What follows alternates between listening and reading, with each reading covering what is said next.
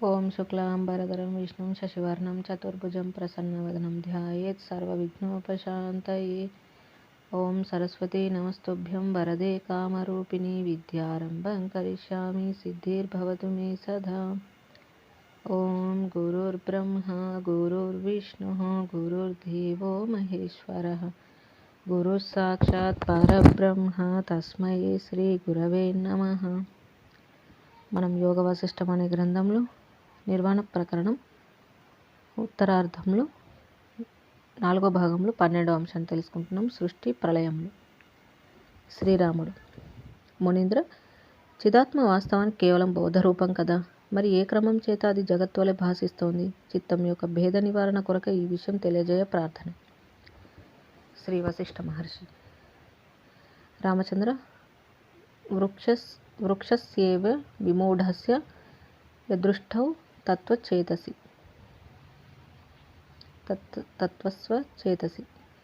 విత్తులోని ఒకే చేతన సత్తా వృక్షం యొక్క మూలం, ఆకులు, పుష్పం, ఫలం మొదలైన ఆకారాలు పొందుచున్నది చూచావా? అట్లాగే అజ్ఞాని యొక్క అంతరంగంలోని అజ్ఞాన దృష్టియే ఇట్లు ఈ దృశ్య పదార్థములుగా అనుభవమవుచున్నది. యన్న దృష్టౌ న తచ్చిత్తే భవతి అల్పతరస్మృతి. దృష్టియందు ఉన్నదే చిత్తమునందు ఉంటుంది, చిత్తమునందు ఉన్నదే దృశ్యంగా ప్రాప్తిస్తుంది. దృష్టిలోను చిత్తంలోనూ లేనిదేది దృశ్యంగా ప్రాప్తించటలేదు. దృష్టిలో లేనిదేది కించిత్ కూడా స్మరించబడటం లేదు, దర్శింపబడటం లేదు. అయితే వివేకి అయిన వాడు శాస్త్రార్థంలో పూర్వపరములను గ్రహించి ఆపై దర్శనం చేస్తాడు గాని ఈ ఇంద్రియాలకు కనబడినట్లుగా కాదు. శాస్త్రములకు నిషిద్ధమైన విశేషాలను సమీపంగా ఉన్నప్పటికీ వాటిని చూడటానికి కూడా అతడు ఇచ్చగింపడు. వీటిని గురించి ఎటువంటి చిత్త పరిశ్రమ కలిగి ఉండడు. కాబట్టి రామచంద్ర, నీవు కూడా చిత్తశుద్ధికి అనుకూలమైన అనుష్ఠానం నందు మాత్రమే తత్పరుడవై ఉండేదవుగాక. శాస్త్ర సమ్మతమైన చిత్తమును మాత్రమే పెంపొందించుకో. శాస్త్రముల యొక్క అత్యుత్తమార్థములందు మాత్రమే మరణశీలుడై ఉండు. శ్రవణములకు భూషణములైన ఈ ఉపదేశం విను. అవిద్య, దృశ్యభ్రాంతి పర్యాయపదాలే. ఈ దృశ్య సమూహం గురించిన భ్రాంతియే అవిద్య. ఇంతకు మించి అవిద్య అనగా ఏదీ లేదు. మృగతృష్ణలో జలం అంటూ ఏదీ లేనట్లుగా వేరుగా అవిద్య అంటూ ఏదీ లేదు. అయినా కూడా మన ఈ ఉపదేశముల కొరకై కాసేపు అవిద్య అన్నది ఏదో ఉన్నది అని అనుకొని, అనగా కాసేపు అవిద్య వేరే నిజంగా ఉన్నదని అనుకొని ఈ నా వాక్యాలు విను. అవిద్య ఎట్టిది, ఎక్కడి నుండి వచ్చింది మొదలైన వికల్పములను కాసేపు కట్టిపెట్టి నేను చెప్పబోయేది వింటే జగత్తు కానీ అవిద్య కానీ లేవు అని నీవే స్వయంగా గ్రహిస్తావు. అనేక విశేషాలతో రకరకాల పదార్థాలతో పూర్ణమై ఉండి కనిపిస్తున్న ఈ స్థావర జంగమాత్మక ప్రపంచం కల్పాంతం నందు నశిస్తోంది. కాస్త విమర్శించి చూస్తే ఈ జగత్తు, భూలోకం మొదలైన విభాగాలు ఒక్కొక్కటి విశ్లేషిస్తూ వస్తే ఇది లేదు అని ఆ ఒక్కొక్కటి తొలగుతూ రాగలదు. ఒక్కొక్క కుండలో నీళ్లు ఉన్నాయనుకో, అందులో ఒక్కొక్క బిందువు తొలగించుతూ ఉండగా ఆ కుండలోని నీళ్ళన్నీ ఒకనాటికి అయిపోక తప్పదు కదా. ఈ జగత్తు కూడా విమర్శచే అంతే. 1. ఈ జగత్తు బ్రహ్మం యొక్క అవయవమా? ఈ జగత్తు బ్రహ్మం యొక్క అవయవమనియే కొద్దిసేపు అనుకుందాం. అప్పుడు అవయవం అగు ఆ జగత్తు నశిస్తే అవయవి అగు బ్రహ్మం కూడా నాశనం పొందాలి. బ్రహ్మమునకు నాశనం అనే ధర్మమే ఉంటే ఆత్మ అనంతం అనే వేదవాక్కుకు విఘ్నం కలుగుచున్నట్లే కదా. కాబట్టి ఆత్మ చిదేక రసము నిరవయవము అయినట్టి బ్రహ్మమునకు ఈ జగత్తు అవయవం అవటానికి కూడా వీలు లేదు. 2. పరమాణువుల సంయోగంలోంచి నేను వస్తుందా, వియోగంచే పోతుందా? ఇక మరొక చార్వాకుల వాదం ఇక్కడ చెప్పుకుందాం. భూమి మొదలైన ఈ పంచభూతాలు స్వతహాగా జడమే. కానీ కళ్ళు త్రాగినప్పుడు దేహమంతా నిశ ప్రసరించినట్లుగానే ఈ పంచభూతాలు ఒకచోట ఒక విధంగా సమావేశమైనప్పుడు చైతన్యం ఉదయిస్తోంది. అందుచేత ఈ దేహాలలో నేను అనే ప్రజ్ఞ ఉదయిస్తుంది. ఆ అణువులు విడిపోగానే నేను అంతరిస్తుంది. ఇంతకు మించి ఏమీ లేదు. ఈ వాదన మనకు సమ్మతం కాదు. ఎందుకంటావా? ఈ దేహం విజ్ఞానంపై ఆధారపడి ఉంది కానీ దేహంపై ప్రజ్ఞ ఆధారపడి లేదని మేము గమనిస్తున్నాం. ప్రజ్ఞయే దేహాన్ని నడిపిస్తుంది. అంతేగాని ప్రజ్ఞ దేహంలో కాలు, చెయ్యి, జీర్ణకోశం వలె ఒక విభాగం కాదు. చేతిని నువ్వు కదిలిస్తున్నావు, అంతేగాని చెయ్యి నిన్ను కదిలిస్తుందా? లేదు. అనగా నేను అని స్ఫురించే చైతన్య ఆధీనంలోని ఈ దేహం ఉన్నది, అంతేగాని దేహ ఆధీనంలో చైతన్యం లేదు. 3. యథా ద్రష్టం తథా దృశ్యం. ఇక ఈ దృశ్యానికి వద్దాం. మా ఉద్దేశానుసారంగా కూడా ఈ దృశ్యం ఎట్లా ఒకనికి కనబడుచున్నదో అది ఆ దృశ్యం యొక్క అసలు రూపం కాదు. దీని రూపం మరొకటి ఏది కూడా కాదు. మరి ఈ దృశ్యం ఎవరు ఏ దృష్టితో చూస్తే ఆ విధంగా అనుభవం అవుతూ ఉంటుంది. కనుక అది అనిర్వచనీయమని చెప్పబడుతుంది. ఇది అవిద్యచే ఇట్లిట్లు అనుభవం అవుతుంది. ఇది ఇట్లెట్లు అనుభవం అవుతుందో అదంతా కూడా విద్యచే తప్పక నశించగలదు. జగద్దర్శనం అనేది మధ్యలో వచ్చి మధ్యలోనే పోవుచుండేది. అందుచేత జ్ఞానముచే అవిద్యను నశింపజేయాలి. అట్లు బోధ గావించి బంధ నివృత్తికి మార్గం చూపడమే శాస్త్రముల సాఫల్యం. 4. జగత్తు నశించి మరొకప్పుడు మరొక జగత్తుగా జనిస్తోందా? ఇక మరికొందరి ప్రతిపాదనల ప్రకారం పూర్వకల్పంలో ఏ ప్రపంచం అయితే నశించిందో అదే మరల తిరిగి ఉత్పన్నమైనది అని.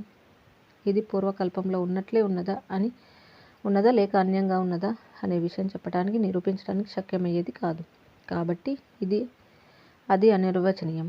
అయితే అనుభవంను వదిలిపెట్టి కేవలం ఊహా అపోహలు సహాయంతో ఎవరైనా ఏదైనా చెప్తే అది ఒప్పుకోవటానికి కుదరదు కదా.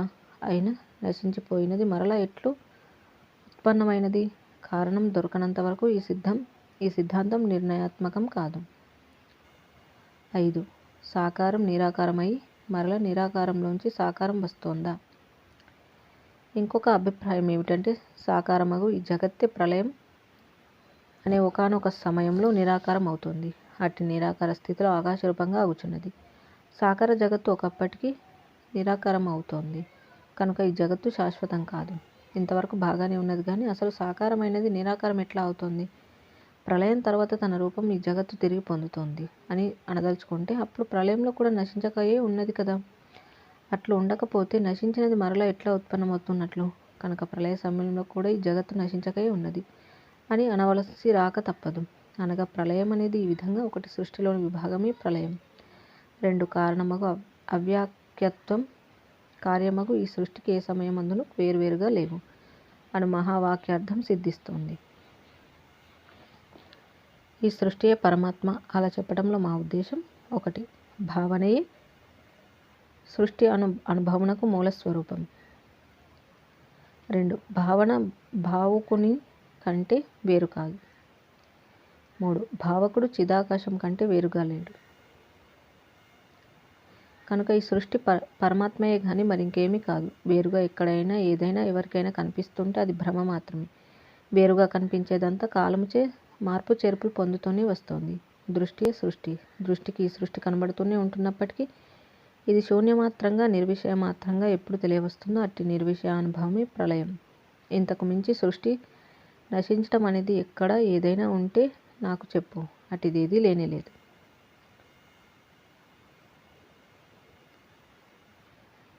6. సృష్టి ప్రళయాలు ఆలోచన వచ్చి పోయి మరొక ఆలోచన రావటం వంటివి. ఈ జగత్తు ప్రళయంలో నశించి మరల ఈ జగత్తే సృష్టి సమయంలో సృజించబడుతోంది అని అనటం కంటే ఈ జగత్తు నశించుచు మరల వేరైనది జనిస్తోంది అని అనటమే యుక్తం. ఈ సృష్టి ప్రళయాలు ఒక ఆలోచన వచ్చి పోయి మరొక ఆలోచన ప్రారంభమవటం వంటిది. 7. జగత్తు శాశ్వతం. సృష్టి ప్రళయాలు జగత్ సంఘటనలు. ఒకే వృక్షంలో మధ్య మధ్య కొమ్మలు ఆకులు పూలు భేదంగా ఉన్నట్లే సృష్టి ప్రళయాలు ఒకే జగత్తులో విభాగంగా ఉన్నాయి. జగత్తు సర్వదా ఏకైక విభాగమైనప్పటికీ అందులో సృష్టి ప్రళయాలు ఆయా అంతర్లీన సంఘటనల వలె ఉంటున్నాయి అనున్నది మరొక వాదం. అయితే విత్తులోని ఒకే సత్తా ఆయా వృక్ష విభాగాలుగా కనిపిస్తూ ఉండటం చేత వృక్ష సత్తా మరొకటిగా అవటం అనేది వాస్తవానికి లేదు. ఏకమగు సత్వత్వం నిజ స్వభావంలో ఉంటూనే మాయచే వివిధ దేశ కాలాదుల రూపంగా కనిపిస్తోంది. పరమార్థంగా చూస్తే ఇక్కడ నానా తత్వ భేదం లేదు. మా దృష్టిలో ఈ సమస్తం ఆత్మరూపమే. తత్వ విచారణ చేతను తత్వ జ్ఞానానంతర అనుభవ ప్రమాణం చేతను ఇదంతా కూడా శాంతం అనాది ఆకాశం వలె నిర్మలము కేవలము బోధ మాత్రము అగు పరమాత్మగానే శేషించగలదు. అయితే సద్రూపమగు చిదాత్మ ఏ విధంగా అయితే అనుభవమునకు రాగలదో ఏ విధంగా అయితే అనుభవమునకు సిద్ధించదో అట్టి విషయక్రమమును వివరిస్తాను విను. జై శ్రీరామ్. ఈ విధంగా మనకి సృష్టి ప్రళయములు అనే అంశాన్ని గురించి వివరించడం చూసాము. ఇందులో తర్వాతి అంశము 13 మహాకల్పాంతం. శ్రీ వశిష్ఠ మహర్షి. సర్వ కల్పనారాహిత్య స్థితి అని చెప్పతగ్గ మహాకల్పాంతమనే స్థితి గురించి శాస్త్రములు ప్రతిపాదించి చెప్పుచున్నాయి. అట్టి మహాకల్పాంతమున పురుగు నుండి బ్రహ్మదేవుని వరకు గల మనోబుద్ధి కర్మ సహితమగు సమస్త దృశ్యమండలం నశిస్తోంది. ఆకాశ, వాయు, అగ్ని మొదలైన పంచభూతాలు, కాలం మొదలైన అపంచీకృత విశేషాలు కూడా శమిస్తాయి. అప్పుడు అంధకారం కూడా ధ్వంసమైపోతుంది. జలము, పృథ్వీ కూడా క్షయిస్తాయి. శబ్ద అర్ధ విభాగమంతా కూడా అస్తమిస్తుంది. అప్పుడిక బోధరూపమగు ఆత్మ మాత్రమే శేషించి ఉంటుంది. అట్టి సర్వశేషము సర్వాత్మకమగు ఆత్మ పరమశాంతము, నిర్మలము, అబాధితము, అనాది, అనంతం, సౌమ్యం, అవ్యయం, అవాచ్యం, అవ్యక్తం, అతీంద్రియం, నామరూపరహితం, సర్వభూతాత్మకం, సర్వవస్తుశూన్యం, అనన్య పదార్థరహితం, సర్వలక్షణ సమన్వితం, సర్వలక్షణ విలక్షణం, పదార్థంలో దృష్ట అసత్తుల్యం, సన్మాత్రం, సర్వోత్తమమగు బోధరూపం. ఇదంతా మహాకల్పాంతంలో కూడా శేషించే ఆత్మ యొక్క మహత్యం. ఆ పరమాత్మ వాయువు కాదు, ఆకాశం కాదు, మనస్సు, బుద్ధి మొదలైనవి కాదు, శూన్యం కూడా కాదు. అది ఏ పదార్థము కాదు, కానీ సర్వరూపంలో అది అనిర్వచనీయమైన చిదాకాశం. నేనే ఆత్మను. అట్టి ఆత్మ గురించి ఎరిగినవాడు, ఆత్మపదమును ఆశ్రయించి ఆ పదము ఉన్నందే ఉన్నవాడు, సర్వకల్పనల నుండి విముక్తుడైన వాడు మాత్రమే తత్వజ్ఞాని అయి ఆత్మను అనుభవానికి తెచ్చుకోగలడు. అఖండము, అప్రమేయము, సర్వము ఆత్మ తనని తానే గ్రహించుటే జ్ఞానసారం. ఇక తదితరుల విషయం అంటావా? కొందరు ఆత్మ గురించి అది అప్రమేయం, అనంతం, నిత్యం, సత్యం, అఖండం ఇత్యాదిగా వర్ణించగలరు. ఏ గ్రంథంలో ఎట్లు చెప్పబడిందో, ఎవరిచే ఎచ్చటో, ఏ విధమైన దృష్టాంతాలతో ఎట్టెట్లు వర్ణించబడిందో ఉపన్యసించగలరు. అనేక వాదోపవాదాలతో ఆత్మ ఎంతటిదో నిర్ణయించి ప్రవచించగలరు. వేద ప్రమాణములు వల్లించగలరు. అవన్నీ మంచిదే, కానీ అంతటితో సరిపోదు. ఆత్మకు అన్యమైనదేదీ లేదు. కాబట్టి నేను స్వతఃసిద్ధమగు ఆత్మని. సహజీవులంతా నా స్వరూపులే. నేను సహజీవుల స్వరూపుడని. స్వస్వరూపమగు నా ఆత్మపదం జన్మ మృత్యు జరాదులచే గాని, మనోబుద్ధి అహంకారాదులచే గాని మార్పు చేర్పులు పొందేది కాదు. నేను కేవల స్వరూపుడను. జాగ్రత్త, స్వప్న, సుషుప్తులకు కేవల సాక్షిని. జన్మ, జరా, మరణాలకు కూడా సాక్షిని. ఈ దేహము, మనస్సు, బుద్ధి, అహంకారములను చూచేవాడినే గాని అవి నేను కాదు, అవి నావి కావు అను అనుభవమును పుణికిపుచ్చుకున్నవాడే అతడు జ్ఞాని అవుతాడు. అనుభవజ్ఞుడు కానివాడు ఆత్మను వర్ణించేవాడే గాని ఆత్మజ్ఞుడు కాదు. ఆత్మ కాలము కాదు, మనస్సు కాదు, జీవుడు కాదు, సత్తు కాదు, అసత్తు కాదు, సత్తు అసత్తుల మధ్యగా ఉన్నదేదో కాదు, దేహము కాదు, దిక్కు కాదు, అంతము కాదు, తన స్వరూపం కంటే అభిన్నమైనదేదో బోధ కాదు, అబోధ కూడా కాదు. ఆత్మ సర్వదా ఆత్మగానే ఉన్నది. దాని యందు తదితరమైనదేదీ లేదు, ఏర్పడజాలదు. ఆదిగా గల సంబంధాలంటావా? ఇవన్నీ జలంలో కనిపించే అనేక తరంగాల యొక్క సంఘాత విఘాత చమత్కారాల వంటివి. ఒక తరంగం మరొక తరంగంను అనుసరించటం, ఢీకొనటం, ఎదురు బొదురు అవటం, ఇవన్నీ జలంలోని అంతర్గత విన్యాసాలైనప్పటికీ జలం సర్వదా సర్వతరంగాంతర్గతం, యథాతథం కదా. ఈ అనంత జీవ మనోబుద్ధి అహంకారాది ఈ అనంత జీవ తరంగాలన్నీ ఆత్మ యొక్క విన్యాసం అయినప్పటికీ ఆత్మ సర్వదా యథాతథం అయినప్పటికీ కూడా బోధయందు స్పారంగతులు, సంసార విస్తారం శమించినట్టి వారు పంచమ, షష్టమ, సప్తమ భూమికలలో అధిరోహించిన వారు అగు మహాత్ములే ఆ విలక్షణం, అతి నిర్మలం అగు ఆత్మను లాన్భవంగా కలిగి ఉంటున్నారు. ఇక జగత్తు, మనస్సు, బుద్ధి మొదలైనవి వాస్తవానికి లేవు. లేకపోయినప్పటికీ శాస్త్రాలు అవి ఆత్మబోధ కొరకై కల్పించి విశ్లేషించాయి. శాంత సముద్రంలో అనేక తరంగాలు ఉన్నట్లు శృతులలో నిషేధించిన వాటిని నిషేధించి, ఉపదేశించిన వాటిని ఉపదేశిస్తూ నేను కూడా ఈ సభలో ఇన్ని రోజులుగా ప్రవచనం చేస్తున్నాను. అదంతా ఆత్మబోధ కొరకై మాత్రమే, అంతేగాని మనస్సు మొదలైన వాటి ఉనికిని అంగీకరించి నిషేధించడం కానే కాదు సుమ. కనుక మనస్సు మొదలైనవన్నీ ఆత్మ పాఠ్యాంశాన్ని బోధించటానికి తత్ సౌలభ్యం కొరకు కల్పించి చెప్పబడేవి మాత్రమే అని గమనించు. అటు చూడు, ఆ పెద్ద శిల ఉన్నది. ఆ శిలలో శిల్పి అనేక శిల్పాలు చెక్కగలడు. అయితే ఆ చెక్కబోయే శిల్పరూపాలన్నీ ఈ కనబడే శిలలోనే ఉన్నాయి కదా. ఏ రూపంగా ఉన్నాయి? శ్రీరాముడు. ఆ శిలలోని శిల రూపంగానే చిత్రీకరించబడబోయే శిల్పాలన్నీ అప్రకటిత రూపంలో ఉన్నాయి. శ్రీ వశిష్ఠ మహర్షి. అవునా? అట్లాగే నిజస్వరూపంలోనే ఉన్న పరమాత్మయందు ఈ వివిధ జగత్ పదార్థంలో ఒదిగి ఉన్నాయి. ఈ ప్రకారంగా అధిష్టాన రూపం చేత మనోబుద్ధి చిత్త అహంకారాలు, దృశ్య వ్యవహారము, ఈ సమస్త పదార్థములు పరమాత్మయందే ఉన్నాయి. శిల్పరచన అంతా శిలలోనే ఉన్నట్లు. అయినా కూడా దృశ్య రూపంగా చూస్తే వేర్వేరు మృగాలు, చెట్లు, వ్యక్తులు చిత్రీకరించబడిన శిల్పం వలె దృశ్యం లేదు. శిల్పంలో ఉన్నదంతా శిలయే కదా. ఆ పరమాత్మే సర్వస్వరూపుడు. ఈ మనోబుద్ధి, చిత్తాహంకారాలు, ఈ సంబంధ బాంధవ్యాదులు ఇవన్నీ కూడా పరమాత్మాంతర్గత పరమాత్మ స్వరూపాలే. కానీ అతడు తనకు తదితరమైన ఏ రూపంగానూ అగుటయే లేదు. అతడే పదార్థ రూపుడుగా అగుచున్నాడు. కానీ అతడు అపదార్థ స్వరూపుడుగానే ఉన్నాడు. శిలయందు ఇంకా విగ్రహం చెక్కబడుతున్నప్పుడు ఆ శిలలో విగ్రహం ఉన్నదా లేదా అని ఉన్నదని చెప్పవచ్చు. ఎందుకంటే శిల్పి శిల నుండే కదా విగ్రహం తయారు చేస్తున్నాడు. లేదని కూడా అనవచ్చు. ఎందుకంటే శిల ఎప్పుడు శిలయే కదా. అంతటా ఆత్మయే.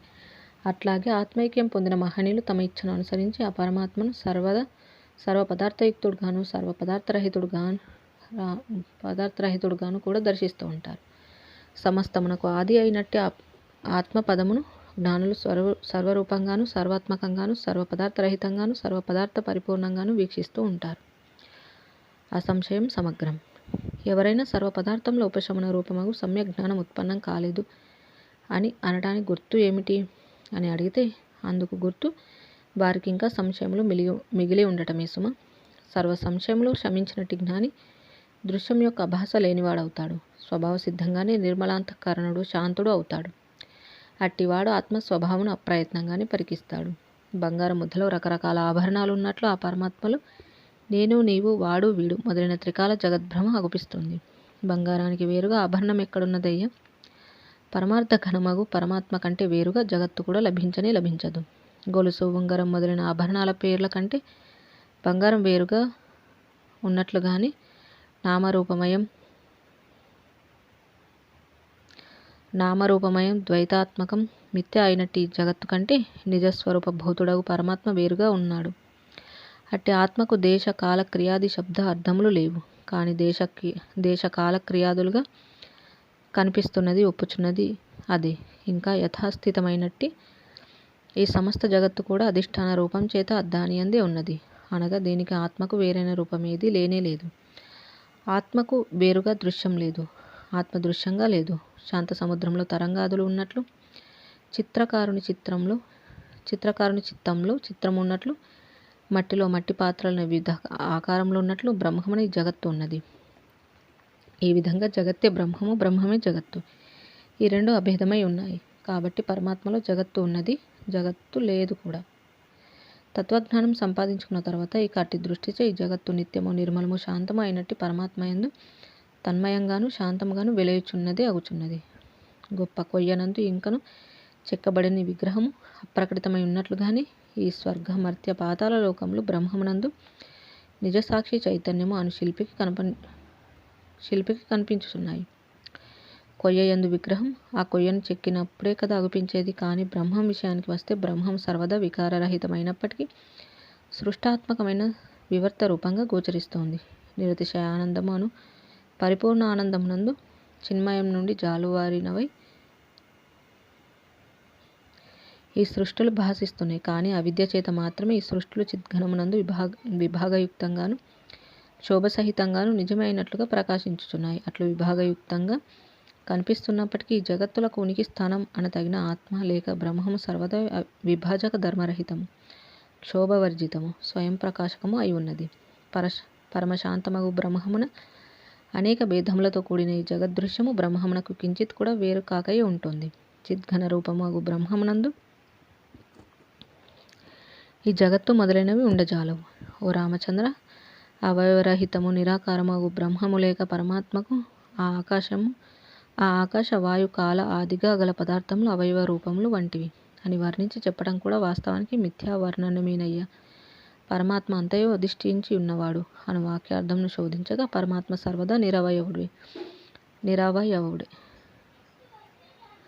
ఆత్మతత్వం సర్వభావ వికారరహితమై ఉన్నప్పటికీ అధ్యారోప దృష్టి అనగా అదియే ఇవన్నీ అవధరించి ఉన్నది అని దృష్టిచే శృతులు ఆ పరమాత్మను సర్వరూపుడు అనగా ఈ సర్వము ఆయన రూపంలో అని వర్ణించాయి. జై శ్రీరామ్.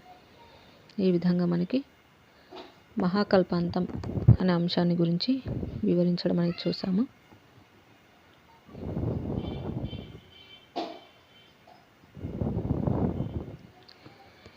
ఇక తర్వాతి అంశము 14. బ్రహ్మ సత్యం జగత్ మిథ్య. శ్రీరాముడు: మహాత్మా అల్పజ్ఞులకు శిష్యులకు మహనీయులకు తమ వంటి జగద్గురువులు సుబోధకమయ్యేంత వరకు సమస్త విషయాలు చరివిత చరణంగా బోధిస్తూనే ఉంటారు కదా. ఇప్పుడు నా ఈ విన్నపం వినండి. ఈ జగత్తులో అనేక అసాధారణ విశేషాలు వినిపిస్తున్నాయి. చైత్యము యందు చేతనత్వం, కాలమునందు కాలత్వం, ఆకాశమునందు ఆకాశత్వం, జడమునందు జడత్వం, వాయువునందు వాయుత్వం, భూత భవిష్యత్ వర్తమానములందు త్రికాలత్వం, స్పందనమునందు స్పందత్వం, మూర్తమునందు మూర్తత్వం, భిన్నమునందు భిన్నత్వం, అనంతమునందు అనంతత్వం, దృశ్యమునందు దృశ్యత్వం, సృష్టులలో సృష్టత్వం, ఈ విధంగా స్మృతిత్వం, ఆకారత్వం, జడత్వం, వాయుత్వం, త్రికాలత్వం, స్పందత్వం, మూర్తత్వం, భిన్నత్వం, అనంతత్వం, దృశ్యత్వం, సృష్టిత్వం మొదలైన అసామాన్యమైన విశేషాలని సర్వసామాన్య రూపమగు బ్రహ్మము నుండి ఏ క్రమంచే ఏర్పడి పరిఢవిల్లుచున్నాయో ఆ విశేషం చెప్పండి. శ్రీ వశిష్ఠ మహర్షి: ఓ రామచంద్ర, నీవు చెప్పిన ఆ సమస్త వస్తువులకు ఆధారం ఏదైతే ఉన్నదో అయ్యది మహాచిద్ఘనమగు బ్రహ్మమే. అట్టి బ్రహ్మము పరమాకాశమై అవేద్యమై అనగా తెలుసుకునేదంతా అదే. కాబట్టి అది తెలియబడనిదై చిద్రూపమయమై అనగా ఎరుకై, శాంతమై, ఏకమై, అది ఎప్పుడూ అనేకంగా అవటం లేదు. ఆ విధంగా ఏకమై సర్వత్రా సమమై ఉన్నది. దృష్టిచే సృష్టి కనిపిస్తుంది. సృష్టి యందు నీవు చెప్పిన జ్ఞప్తిత్వాదులు దర్శనమవుచున్నాయి. అయితే కనిపించే దానిని అంతటిని అధిగమించి చూస్తే అప్పుడు నిత్య నిర్మల నిర్విషయ చిదాకాశం మాత్రమే శేషించి ఉంటుంది. చూడబడే సర్వమున కావల చూచేవాడు ఉన్నాడు కదా. చూడబడేదంతా అధిగమించి పరిశీలిస్తేనే దృశ్య దర్శన రహితుడవు శుద్ధాత్మ గమనించబడతాడు. అట్లా అధిగమించినప్పటి పరిశీలనే మహాప్రళయం. అట్టి మహాప్రళయంలో సర్వ విషయాలు లేనివిగా తెలియవస్తాయి. అట్టి సర్వనాశన అనగా సర్వరాహిత్య స్థితిలో బ్రహ్మ విష్ణు మహేశ్వర్లతో సహా సర్వనామరూపాలు అంతర్ధానం అవుతాయి. అప్పటికి ఏ శుద్ధ సన్మాత్రం శేషిస్తుందో దానిలో ఈ జన్మకారకాలైన మాయా, మోహము, భ్రమ, పాపం మొదలైన ఆకృతులు కలిగిన బీజాలే ఉండవు. అట్టి చిదాకాశం యొక్క ఘనత్వం ముందు ఈ అతి సూక్ష్మమగు భౌతికాకాశం కూడా శిలవలె అత్యంత స్థూలంగా కనపట్టుచున్నది. అట్టి పరమ సూక్ష్మము, కేవలం శాంతము, అతి నిర్మలము, ఆద్యంతరహితము, సన్మాత్రం అయి ఉన్న దానిని శాస్త్రములు బ్రహ్మం అనే పేరుతో పిలుస్తున్నాయి. అది ఉన్నదా, ఉనికి లేనిదా? ఎప్పుడైతే ఆ చిన్మాత్ర స్థానము మాయా అనే దోషం లేనిదై ఉంటుందో దానిని ఉన్నది లేదు అనే వాచ్య వృత్తిచే చెప్పలేం. ఒకనొక దానిని ఉన్నది అని, లేదు అని ఇంద్రియముల దృష్ట్యా అనగా శబ్ద స్పర్శ రూపరస గంధముల దృష్ట్యా మాత్రమే చెప్పుతూ ఉంటాం. ఆత్మయే ఇంద్రియార్థములకు విషయం కాదు. ఆత్మయో ఇంద్రియార్థములకు విషయం కాదు కనుక లేదు అనవచ్చునేమో. కానీ ఈ ఇంద్రియార్థములు ఎద్దాని భావనచే ఏర్పడుచున్నాయో ఈ అది భావనలన్నింటికీ ఆవిర్భావ స్థానము. అట్టి చిత్సత్తే లేకపోతే భావనలకు ఇంద్రియార్థములకు ఉనికి ఎక్కడిది? కనుకనే అది ఉన్నది లేదు అను చర్చకు విషయమే కాదు అని చెప్పబడుతోంది. శ్రీరాముడు: శుద్ధతత్వమగు అట్టి శుద్ధ బ్రహ్మము మనకు అనుభవమయ్యేది ఎక్కడ? శ్రీ వశిష్ఠ మహర్షి: కనబడుచున్న ఈ సర్వమునకు ఆధారం వాస్తవ సత్తాగు బ్రహ్మం ఎచ్చట ఎట్లు ఉన్నదో సూచించడానికి 1-2 విశేషాలు చెప్తాను విను. 1. విషయం మధ్య గల నిర్విషయ చైతన్యమే బ్రహ్మము. నీవు ఒక చోట నిలబడి వేలాది మైళ్ళ దూరంలో ఉన్న దేనినైనా చూస్తున్నావనుకో. ఇప్పుడు జరుగుతున్నదేమిటి? నిమిషమాత్రంలో ద్రష్టయగు నీ యొక్క సంవిత్తు అనగా జ్ఞానము నేత్రవృత్తి ద్వారా దూరంగా వేలాది మైళ్ళ దూరంలో ఉన్న చంద్రబింబాన్ని చూస్తోంది కదా. అట్లా ఒక వృక్షం యొక్క శాఖల మధ్యగా చంద్రబింబాన్ని చూస్తున్నావనుకో. అప్పుడు వృక్ష శాఖను అధిగమించిన తర్వాత చంద్రబింబమును ఇంకనూ చేరకముందు మధ్యలో ఏ నిర్విషయ జ్ఞాన లేక ప్రజ్ఞాస్వరూపం ఉన్నదో అదియే పరమాత్మ పదము. ఆ మధ్యస్థానంలో దృష్టి సంవిత్తు నిర్విషయమై ఉన్నది. ఆ నిర్విషయ ప్రజ్ఞయే ఆత్మపదం యొక్క స్థానం. ఆ ప్రదేశంలోని విషయరహితమగు శుద్ధ ప్రజ్ఞయే ఆత్మస్వరూపం. విషయప్రజ్ఞ విషయములు అది శుద్ధ సంవిత్తు అవుతుంది. విషయప్రజ్ఞ నుంచి విషయములను తొలగిస్తే శుద్ధ సంవిత్తు అవుతుంది. 2. నిశ్చల మనస్సు యొక్క స్వానుభవమే ఆత్మ. ప్రతి జీవునికి మనస్సు అనేది ఉన్నది కదా. అయితే ఈ మనస్సు బాహ్య అభ్యంతర వాసనా జాలంలో చిక్కుకొని ఉన్నది. విషయాల పట్ల అభిలాషే వాసన రూపం. అది విషయాల భ్రమ యందు తారాట్లాడుతోంది. అనేక చింతలు కలిగి ఉంటుంది. సుఖ దుఃఖాలను పరంపరంగా పొందుతుంది. అశాంతితో చంచలమై ఉంటుంది. అవునా? అయితే అట్టి ఈ మనస్సు సాధన యొక్క యోగబలం చేత బాహ్య అభ్యంతర వాసనా జాలం నుండి బయలువెడలి విషయభ్రమను శమింపజేసుకున్నదే చిత్తరహితమై అప్పుడే పుట్టిన వాణివలి జగద్విషయం లేవి లేనిదే విషయముల గురించిన సుఖ దుఃఖ మననములను త్యజించినదే శాంతి వహించినదే సమాధి యందు ఆరూఢమై వెలయుచున్నదనుకో. అట్టి నిర్మల నిశ్చల మనస్సు యొక్క స్వరూపమే ఆ ఆత్మపదము. సత్తా సామాన్యం. మూడవది. ఏ సత్తా సామాన్యము దేహ పరిమితత్వం త్యజించి సర్వదృశ్య పదార్థములందు వ్యాపించినది వాటన్నింటి ఉత్పత్తికి హేతుభూతమై ఏర్పడి ఉంటుందో ఆ స్వానుభవము సత్తా సామాన్యమే ఆత్మపదము.